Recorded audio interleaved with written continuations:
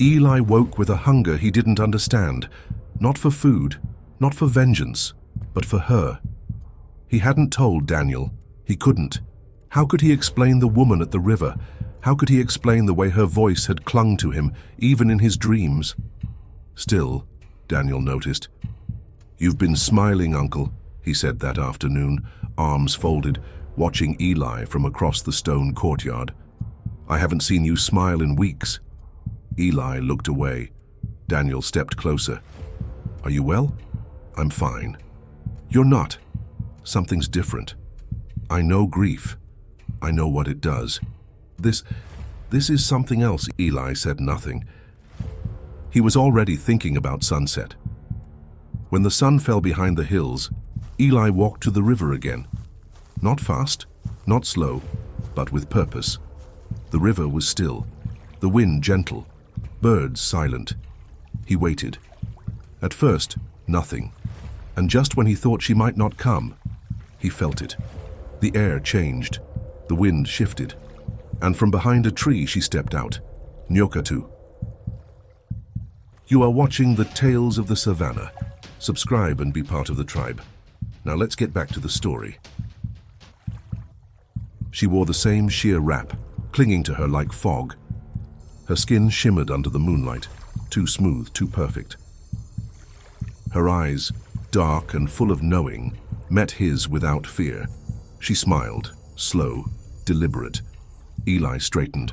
His heart thudded in his chest. "You came," he said. She stepped closer, the grass silent under her feet. "You said I could ask you questions." Her smile widened slightly. "I did. Just 3. Choose well." Eli folded his arms, though his heart was racing. "Where do you come from?" Nyoka'tu turned slightly, looking out at the water. "My people live in the dark, beneath the hills, beneath the roots. We are not seen, but we are here." She looked back at him, head tilting slightly. "So you could say, I'm from here." He frowned. "I've never seen anyone like you." She said nothing, but her smile lingered. Eli cleared his throat. "What do you want from me?" That made her pause. Her smile widened, slow and sharp. Her voice dropped lower. "I want to taste you." Eli stilled. A nervous, disbelieving laugh escaped him.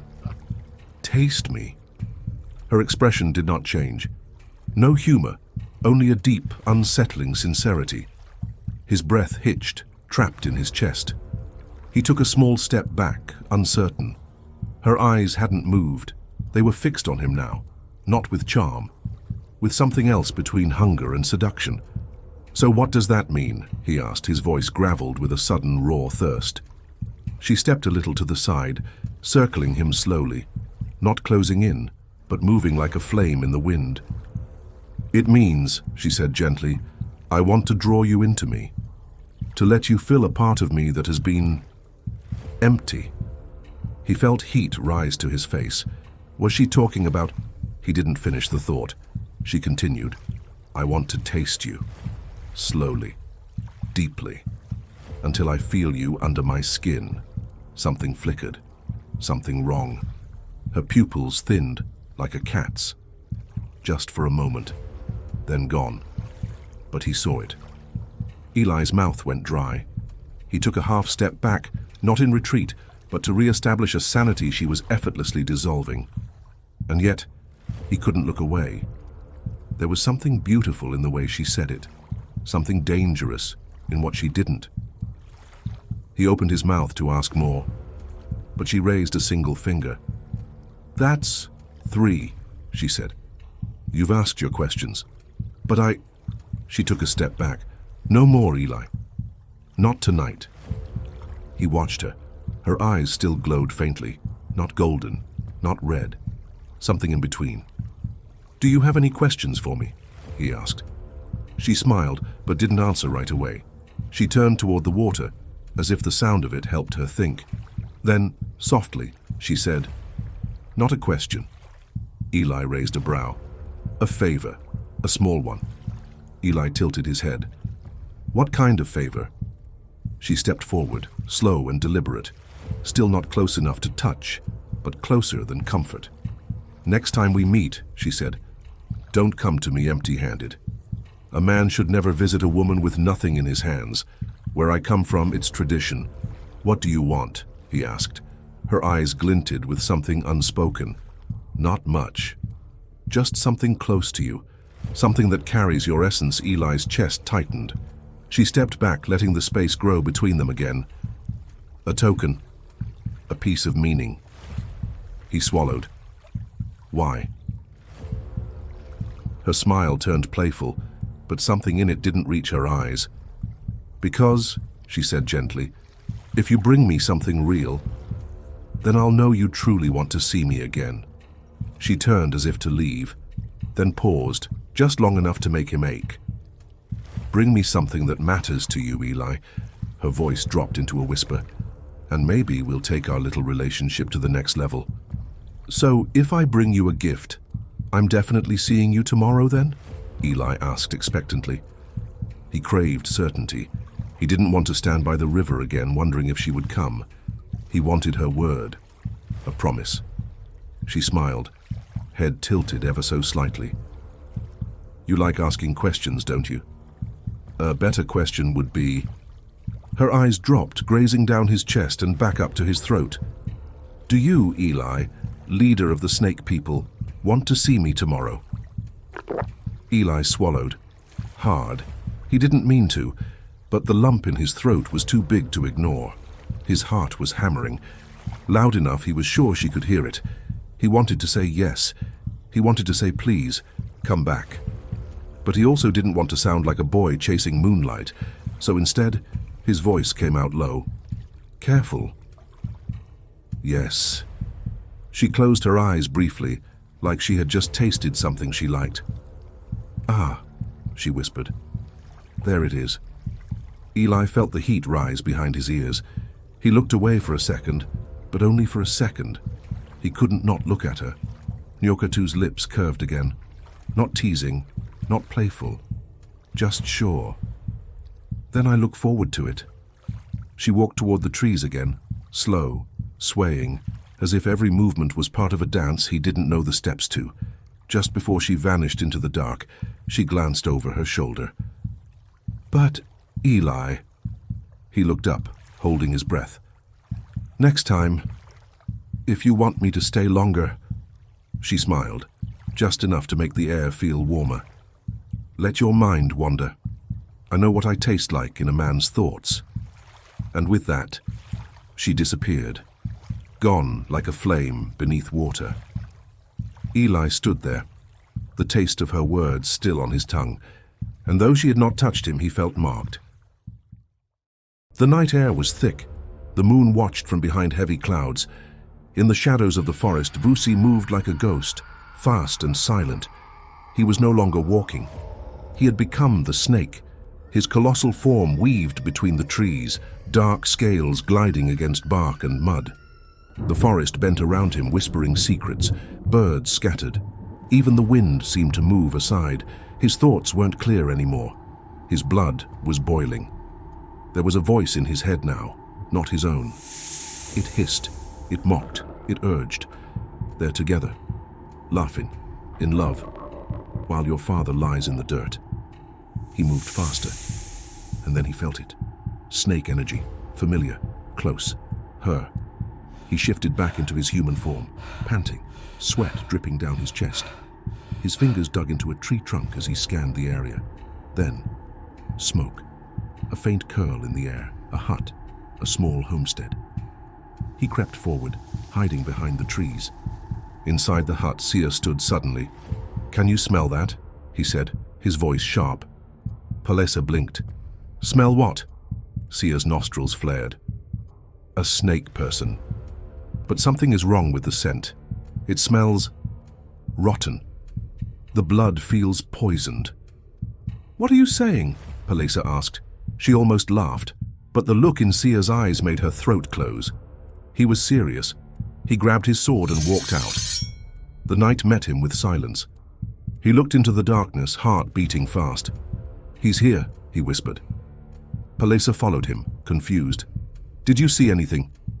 "No," Sia said, but I feel him. And then he stepped out. Vusi. He walked into the clearing slowly, shoulders broad, chest rising, eyes glowing with rage. Palesa covered her mouth. Vusi, Vusi, what are you doing here? But Sia lifted his sword, firm, steady. Stay back, he told her. That's not your son. What? She said, shaking her head. I know snake blood. That is not what I smelled. Vusi came closer. The moon lit his face. The rage in his eyes burned like fire. He stared straight at Palesa. So, this is who you are now, he said coldly. A snake wench playing house with the enemy. Palesa took a step forward. Vusi, please. But he kept talking louder now. Cruel. A harlot. Lying with the same men who hunt us for sport. Palesa gasped, her knees almost buckling. How dare you speak to me like that? You left us, Vusi roared. You left father to die.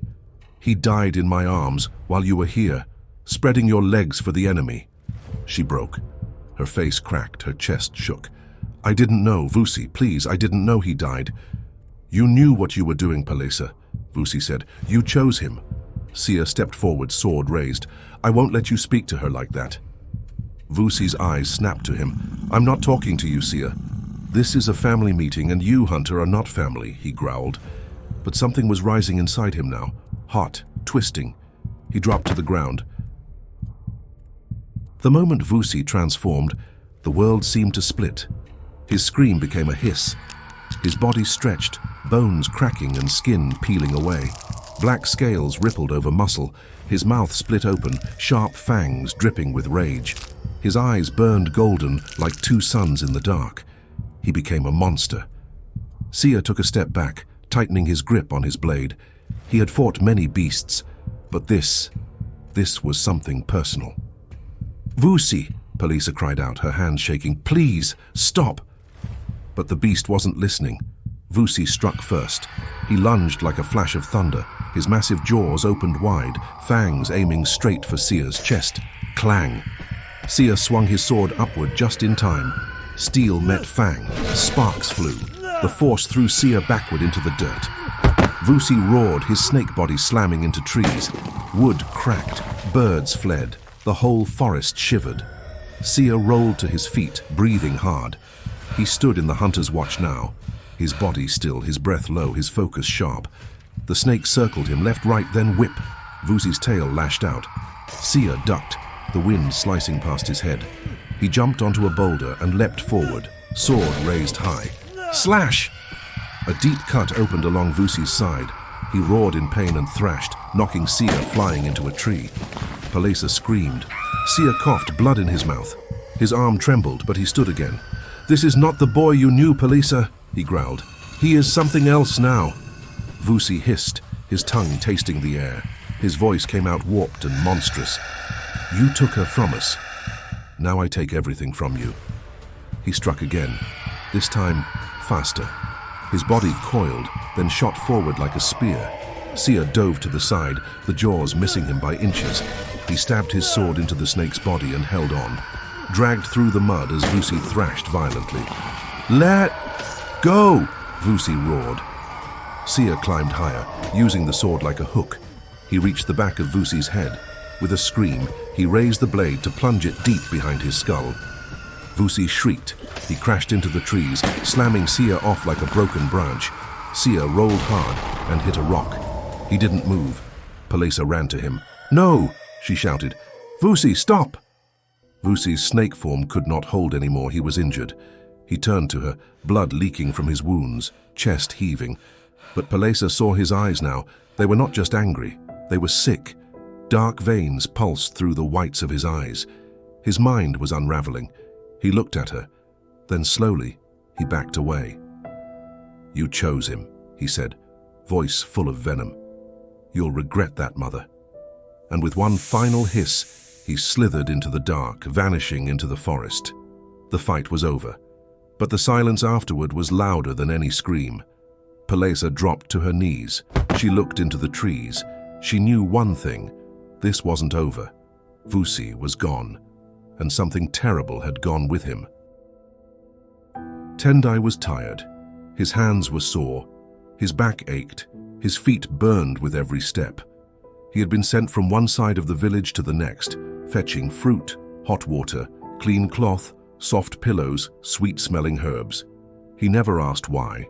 He only asked, "What next?" Sometimes Malikica would thank him, barely a whisper. Sometimes she would scold him. "You're late. The baby doesn't want this anymore. Did you not check? It's too soft." He would bow his head, ashamed, and turn around to go try again. When he came back faster, sometimes she smiled, and that was everything. He carried that smile with him like a blanket in the cold. But he was breaking. He didn't understand what she wanted anymore. He only knew that he had hurt her, and that now he had to pay. He was not the man he was when he returned. Pride stripped away, ego shattered. This was a man remade by humility, softened by pain, begging to be seen. He stood now at her door, the last task of the day in hand, a basket of fresh fruit, fruits she had asked for. He had walked to the edge of the neighboring village to find them. He'd bargained, pleaded, climbed over fences, and waited in lines. He had done it all. He didn't even knock. He just opened the door slowly, sweat running down his temple. His voice was low. "It's done, Malikica. Here are your fruits. I got them from the village. They didn't have much, but I bargained. Here they are. I hope the baby enjoys them." He didn't wait for her to say anything. He had learned. Once his task was done, he was to leave and return tomorrow. He stepped back. His hand reached for the door. Malikica hadn't looked at him in days, not really. When Tendai came in, she turned her head. When he spoke, she kept her eyes on the window. When he limped or winced or breathed too hard, she looked away. Not because she didn't care, but because she cared too much. She wasn't made like Zarya, carved in steel, fire in her blood, war in her eyes. Malikica was softer, gentler. She had always been the one to kiss bruises and wipe tears, even when she was the one hurting. But now she had to be someone else. She had to train him. She had to win. And winning meant she could not show weakness. So every day, when he showed up with tired eyes and blistered hands, she pretended not to see. When he stood in silence, waiting for even a smile, she gave him none. When he looked like he might cry, she turned her back. It killed her. Each time he left the room, it felt like a piece of her went with him. She would sit down after he was gone, breathing hard, holding her belly like it could ground her. She wanted to run after him, to say, "Enough, come back, let me hold you." But Zarya's voice echoed in her head. "You have power now. Do not waste it." And so she didn't. She played the role. She stayed cold. She watched him break. Until today. Today, when he stepped in, shoulders lower than ever, hope nearly gone from his eyes. She looked, really looked. And what she saw pierced through her chest like a blade. He was thinner. His jaw clenched with every step. He wouldn't meet her eyes anymore. He didn't even hope for warmth. And that broke her. Her heart screamed, "Stop." "Don't go," she said. His fingers froze on the wood. "What?" His voice cracked, as if he didn't trust his own ears. "I said stay." He turned slowly, like a man walking in a dream. His eyes searched her face. She had never said that before. Not in all these days. Not once. She looked up at him. Her eyes were glassy. "Come here." He moved, one step, then another. "Closer," she said. He obeyed, heart thudding like war drums in his chest. Once you've been beaten too many times, you forget what mercy feels like. You forget softness. He stood in front of her, breath trembling. She reached out, took his hands. "I missed you," she whispered. Tendai stopped breathing. The words fell over him like rain after a long drought. He stood there, unmoving, letting her voice heal every wound she had made, every bruise, every cold moment, every silence. She placed his hand on her belly. He gasped. The baby kicked. Their baby. His eyes filled with tears. His mouth opened, but no words came. He looked at her, begging silently like a child. "Can I hug you?" She nodded. He stepped forward and wrapped his arms around her gently, as if she might break. And then he broke. He cried. He cried with his whole body. He sobbed into her neck, his shoulders shaking, tears wetting her skin. This was not just a man who missed a woman. This was a man who had lost himself and found his way back. A man stripped bare. He was no longer a hunter, no longer a man of pride. He was just a man, a father, a man in love. Malikica held him, and she cried too. The beast was bonded. She had completed the 3 steps: fetch, discipline, bond. And now she understood what Zarya meant. To be chosen is sweet, but to be earned is divine. The dark feminine had trained her, but it was love that had made her queen. And now Tendai stood weeping in her arms. Not because he was weak, but because for the first time in his life he finally understood everything worth having should be earned, and maybe even fought for. Kallion had been named. The ceremony was done, the earth had received him. The chant still echoed in Tharion's bones. The Centaur King walked slowly through the long corridor. Tonight, he had chosen to spend it with Varashka, his first wife, the one who had walked beside him every step of the way. But as he approached her chambers, he heard something strange, a sound that had never come from that place before, a child's cry. He paused. Maybe he was tired. Maybe his ears deceived him. But there it was again, soft, hungry, new. He pushed the curtain aside and stepped in. She was there, Varashka, holding the child, Kallion, in her arms like he had come from her own body. She looked up, her face lit with something he hadn't seen in years, joy. "Oh, my husband," she said. "You hear him? Isn't he beautiful?" Tharion didn't smile. His chest tightened. He loved that face when it smiled. But not like this. Not now. "What is this?" he asked, voice low. "Varashka, why is the child here?" Her eyes sparkled. "Because the goddess has remembered me. The goddess has heard my prayers. She has given me a chance. A child." Tharion shook his head, slowly, carefully. "No, he is not yours. He is not mine. He is not anyone's. He is a gift, a sacrifice. He is to be raised by the elders, not held in secret, not loved like this." Her smile faded. Her grip on the baby tightened. "Please," she whispered, "let me have him. Let me just hold him tonight, Varashka." "Please," she said again, stronger this time. "All these years, Tharion, all these nights, I've sat in this room alone, while your other wives laughed with their children, while you held their sons, trained them, blessed them, and me," her voice cracked, "I had only silence, only waiting." He looked at her, really looked.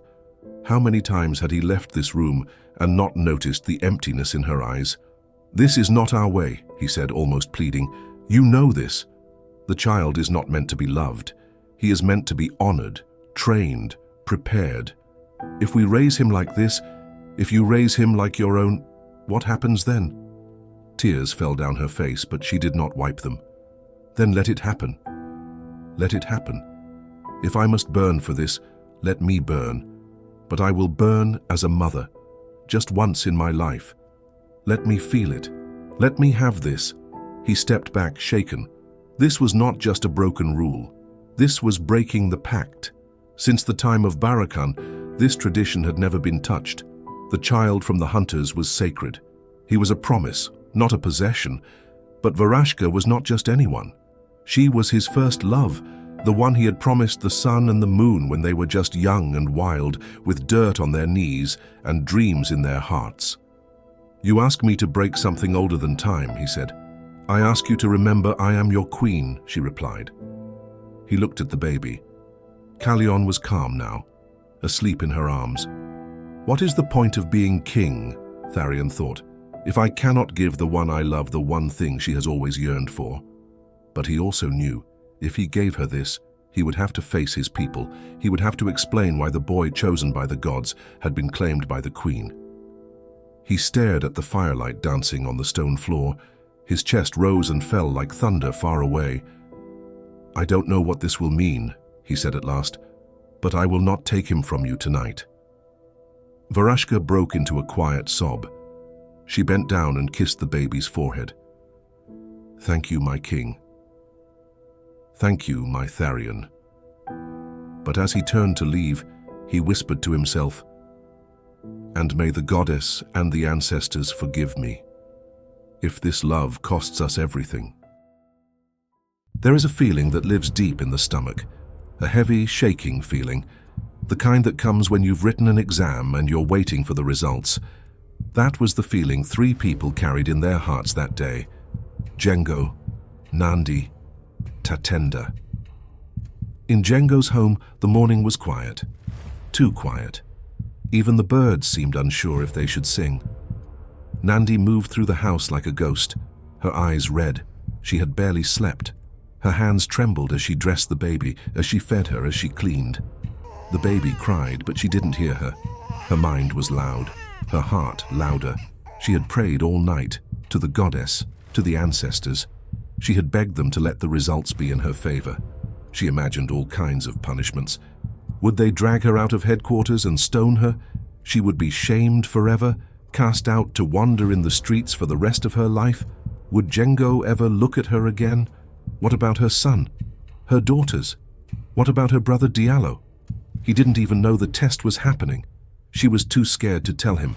Her throat was dry. Her hands were cold. Her soul was tired. Elsewhere, Django walked to Samuel's office. Samuel was already standing. He had the envelope in his hand.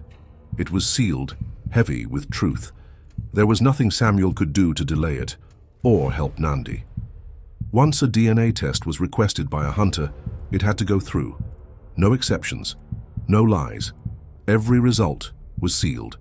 Every test was handled with transparency. Samuel handed Django the envelope. At the exact same time, Malia handed an envelope to Tatenda. 2 men, 2 places. One truth. They opened them. Their eyes scanned the pages. There was silence in both rooms. Then, slowly, a smile. The test was clear. Tatenda was Django's son. Django took a deep breath. The centaurs had been wrong. Tears stung his eyes, but he blinked them away. He looked at Samuel, who tried to speak. "Django," Samuel began, "you know, you have a twin brother. There's a chance." "No, already moving." At the same moment, Malia stood beside Tatenda. "Congratulations," she said, trying to smile, "but I need to explain something." "Go ahead," he said, still looking at the paper, smiling. "You know Django has a twin brother. Cabo, your deceased uncle." He stiffened. His smile faded just a little. "Yes, I know." Malia walked slowly to the desk, pulled out a sheet from a drawer. It had diagrams, charts, lines of numbers. When 2 people are identical twins, monozygotic, like Django and Cabo, it means they were born from the same egg. That egg split into 2, so they share nearly 100% of their DNA. "What does that mean for me?" Tatenda asked. "It means a standard paternity test, the one you just received. It can't tell the difference between them, because their DNA markers are the same." Tatenda stared. "So you're saying this paper means nothing?" "No," Malia said gently.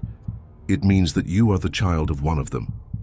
But the test can't say which one's silence fell in the room again." Malia stepped closer.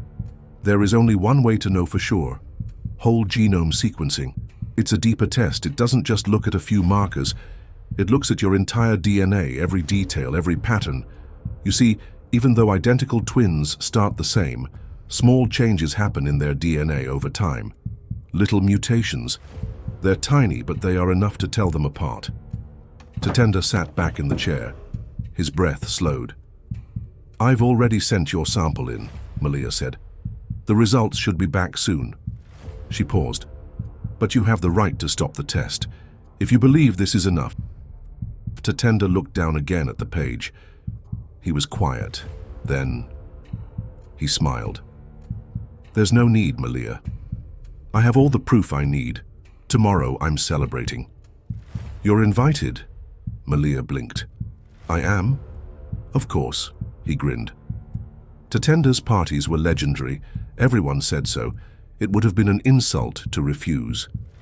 Malia smiled. "I'll be there," she said. "I wouldn't miss it." And for a moment, all was well. Back at Django's quarters, Nandi was laying the baby down. Her hands still shook. Then she heard the door. She turned and almost dropped the child. Django. She quickly placed the baby on the bed and faced him. "Django, a lot happened back then," she said. She was ready to confess all her sins, but before she could utter another word, he crossed the room in 3 steps and pulled her into his arms. "I'm sorry," he whispered. "I'm so sorry, my love. I should never have doubted you. I was scared. We lost our son. I blamed the goddess, but I shouldn't have blamed you. Please forgive me." Nandi clung to him like air. Tears spilled freely, but they were no longer filled with fear. They were full of relief. The goddess had answered her. She was safe. The baby was safe. Django was hers again. That night, the headquarters was quiet. Only the lights buzzed softly. Django and Nandi lay curled in each other's arms, finally at peace. But far across the building, in a cold room with glowing machines, Malia sat in her lab. She was packing up to go home. Tired. Done. Then, a ping. A message flashed across her screen. The results from the advanced genetic sequencing test. The one only she had followed through on. She didn't need to open it. But her curiosity, the need to know, it pulled her in. She clicked, and what she saw made her blood run cold. A photo appeared. Cabo, Django's twin, deceased. And next to it, a confirmation. Tenda was Cabo's son, not Django's. Malia stared at the screen. Her hand covered her mouth. Her body trembled. This truth, this small piece of truth, could shatter everything. And all she could do was stand there shaking, the light from the screen painting the fear across her face. Because, as we know, my dear Savanians, blood does not lie. It keeps an accurate record, faithful, meticulous, unbroken, even to the last mutation. And tonight, that blood spoke. It revealed a secret, a truth the centaurs had never once failed to see. And that, my dear tribe, brings us to the end of yet another episode in our Snake People vs. Hunters series.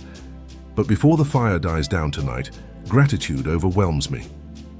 I must pause and give thanks. In the last video, 3 new members stepped forward to join the tribe. A heartfelt welcome to Dr. Leticia Lillestrom and Dati Teresa and Valerie Walton, who have joined the monthly subscription tribe. You have each taken your place at the inner table, and for that, I am deeply grateful. Your support is the firewood that keeps these stories alive. When the horn of the gods sounds and the tunnel opens, you walk through not as strangers, but as kin of the savannah. And to Valerie Walton, who has joined us at the gold tier, offering $20 each month, your support is not only generous, it is extraordinary. It is the kind of gift that makes the fire blaze higher, the kind of belief that tells me the savannah is worth every breath. You are more than a supporter. You are a guardian of the flame. To all 8 of you in my inner circle who continue to stand with me month after month, know this: the savannah grows, breathes, and lives because of you. Your choice to walk this path with me is a gift I will never take lightly. And to those watching from the edges, the horn is calling, the path is open, and the fire is warm. The savannah awaits you. This week, Eli meets Nyoka'tu again. He asks his 3 questions, but the answers are still not enough. Nyoka'tu stays mysterious, and this time she makes a request of her own. He must bring her a gift, something small, something he holds dear. Far away, Vusi finds his mother and Sia. His words strike hard. Then the fight begins. Vusi against Sia. He is wounded and forced to leave, but not without a warning. She will regret this. Meanwhile, Malikica follows her 3 steps: fetch, discipline, and bond. Malikica stands firm, but in the end, they find each other again. Both broken, both ready to heal. In centaur territory, Tharion meets his first wife, Varashka. In her arms, she holds Kallion, the sacrificial child. She wants to raise him as her own. Tharion knows the elders and the centaurs will not allow it. A sacrifice is not meant to be raised. But she is his queen, and what is the use of being king if he cannot grant her wish? Yet, as always, choices bring consequences. And in the distance, Jengo and Tatenda hear good news. But is it truly good, or only a shadow in disguise? When the hunter's headquarters grows quiet, Malia makes a discovery that shakes everything. She learns the truth: Tatenda is Kabo's son. What will happen next? We'll just have to wait and see. Until then, stay wild, stay curious, and stay ready for what's to come. Want to support the channel and become an even bigger part of our tribe? You can join for as little as the cost of a coffee each month. Your support helps me continue creating the content you love, but of course, just having you here is already more than enough. Thank you for being part of this journey. And as always, thank you for watching our story, and we hope you enjoyed it. What lessons did you draw from this story? Share your thoughts with us in the comments below. Don't forget to subscribe and be part of the tribe. Thank you for watching The Tales of the Savannah. We will see you next time in the Savannah.